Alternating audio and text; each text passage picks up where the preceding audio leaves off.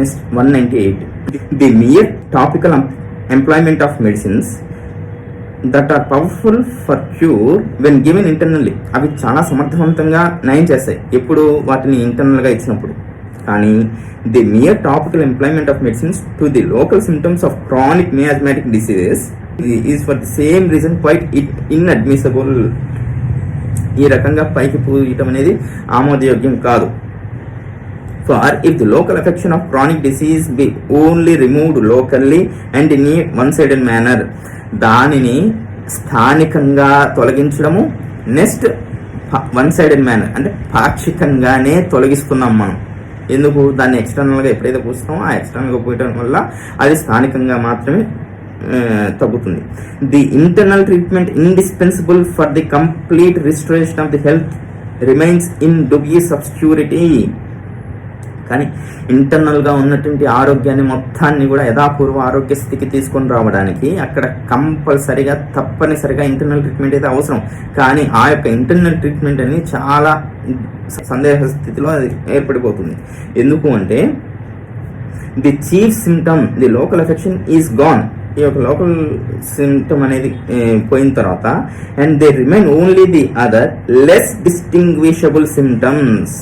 చాలా తక్కువ విభేదించేటటువంటి సిమ్టమ్స్ మాత్రమే అక్కడ మనకు కనపడుతుంది. అదే పేషెంట్లో అదే కొరైజాని ఇంకా డిఫరెన్సియేషన్ చేసేటటువంటి సిమ్టమ్స్ కొన్ని ఉంటాయి. ఫర్ ఎగ్జాంపుల్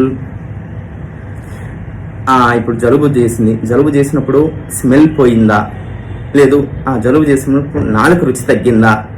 సో ఇటువంటి డిస్టింగ్విషబుల్ సిమ్టమ్స్ అంటే ఇప్పుడు హెపటైట్ అనేది ఉంది. ఈ హెపటైట్లో సాధారణంగా మిగిలిన అదర్ సిస్టమ్ ఆఫ్ మెడిసిన్స్లో ఆకలి ఎలా ఉంది, ఉందా, తగ్గిందా, పెరిగిందా, అంతే. కానీ మనం ఎలా ఆ యొక్క హెపటైట్ని మనం విభేదించుకుంటే హెపటైట్ వాంటింగ్ తగ్గింది, ఎలా తగ్గింది అంటే ఏ రకంగా వాంటింగ్ అంటే ఆకలి అనిపిస్తుంది కానీ తినలేకపోతున్నాను.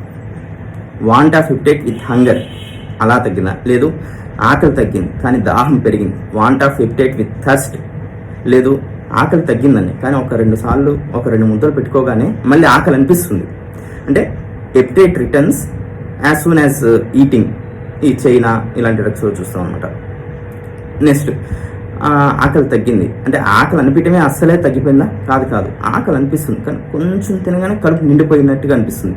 అంటే ఈ రకమైనటువంటి డిస్టింగ్విషబుల్ సిమ్టమ్స్ అనేవి ఎప్పుడైతే ఈ లోకల్ సిమ్టమ్ అనేది అదృశ్యం అయిపోతుందో ఇలాంటి వాటిల్లో మనం ఆ డిస్టింగ్విషబుల్ చేసుకునేంతగా ఉండవన్నమాట ఎక్కువగా.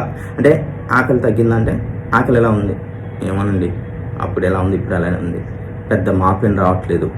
సో ఈ రకంగా ఆ యొక్క ప్రతి ఒక్క సిమ్టమ్ని ఇండివిజువలైజ్ చేసుకోవాలి. ఆ యొక్క ప్రతి ఒక్క సిమ్టమ్ని ఇండివిజువలైజ్ చేసుకునేలాగా అక్కడ ఆ కేసులో అంతగా కనపడవు. ఎందుకు, ఎప్పుడైతే ఈ లోకల్ సిమ్టమ్స్ లోకల్ డిసీజ్లో ది స్ట్రైకింగ్ సిమ్టమే లోకల్ సిమ్టమ్. ఆ రింగ్ వామ్, ఆ కేసు మనం ఇందా చెప్పిన కేసులో రింగ్ వామ్ దానికి సంబంధించి ఇచ్చింగ్ చెమట పట్టినప్పుడు పెరుగుతుందా, అదొక పెక్యులారిటీ. లేదు నేను సాక్స్ వేసుకుంటాను, సాక్స్ తీసిన తర్వాతనే నాకు పెరుగుతుంది, లేదు స్నానానికి బట్టలిప్పినప్పుడు మాత్రమే నాకు పెరుగుతుంది. అండర్సింగ్ అవి యొక్క పెక్యులారిటీస్, అన్కామన్ పెక్యులారిటీస్, ఇలాంటి సిమ్టమ్స్ అనేవన్నీ కూడా ఆ యొక్క లోకల్ కంప్లైంట్లో మాత్రమే ప్రస్ఫుటంగా మనకు కనిపిస్తాయి. మిగిలిన ఇతరితర జనరలైజ్డ్ సిమ్టమ్స్లో ఇంతలా స్ట్రైకింగ్ సిమ్టమ్స్ ఇక్కడ కనపడేంతగా పెక్యులర్ సిమ్టమ్స్ మనకు మిగిలిన జనరలైజ్డ్ హెల్త్లో అవి బయటపడవు అనేసి చెప్తున్నాను అనమాట. Which are less constant and less persistent than the local affection. Local ఎఫెక్షన్తో పోలిస్తే చాలా చేంజబుల్గా ఉంటూ చాలా మారిపోయేటటువంటిగా ఉండే సిమ్టమ్స్ ఉంటాయి. And frequently not sufficiently peculiar to slightly characteristic to display after that. ఈ యొక్క లోకల్ ఎఫెక్షన్ తర్వాత లోకల్ సిమ్టమ్ తర్వాత ఇవి చాలా అస్పష్టంగా చాలా కొద్దిపాటి పెక్యులారిటీస్తో మాత్రమే అవి ప్రదర్శించబడతాయి. కానీ లోకల్ ఎఫెక్షన్ మటుకు a picture of the disease in clear and peculiar outlines.